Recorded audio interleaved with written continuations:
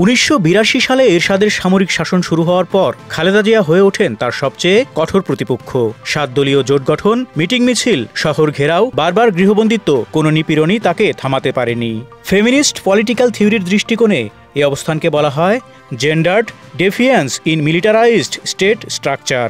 1986 সালের নির্বাচন বয়কট থেকে শুরু করে 1987 থেকে 1990 পর্যন্ত টানা আন্দোলন, ঢাকা অবরোধ, হরতাল এবং ছাত্রদের শহীদ হওয়া প্রতিটি ধাপে খালেদা জিয়ার অবস্থান ছিল দৃঢ়, আপোষহীন এবং নেতৃত্বের কেন্দ্রবিন্দু। এই অবস্থান তাকে 1990 সালের গণঅভ্যুত্থানে একটি গুরুত্বপূর্ণ চরিত্রে পরিণত করে। তিনি শুধু সামরিক শাসনের বিরুদ্ধে দাঁড়াননি, বরং পুরুষতান্ত্রিক রাজনৈতিক ধারণার বিরুদ্ধে এক শক্তিশালী কাউন্টার ন্যারেটিভ সৃষ্টি করেছেন।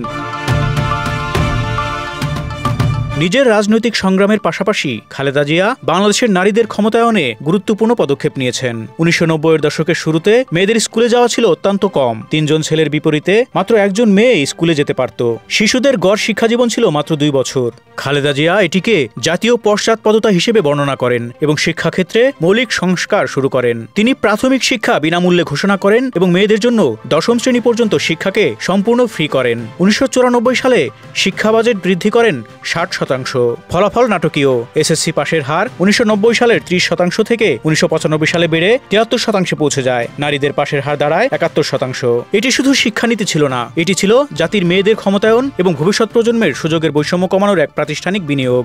আন্তর্জাতিক গবেষণায় এটিকে তৃতীয় বিশ্বের দেশে নারীর সুযোগ বৃদ্ধি এবং জেন্ডার্ড অপরচুনিটি স্ট্রাকচার বদলানোর উদাহরণ হিসেবে উল্লেখ করা হয়।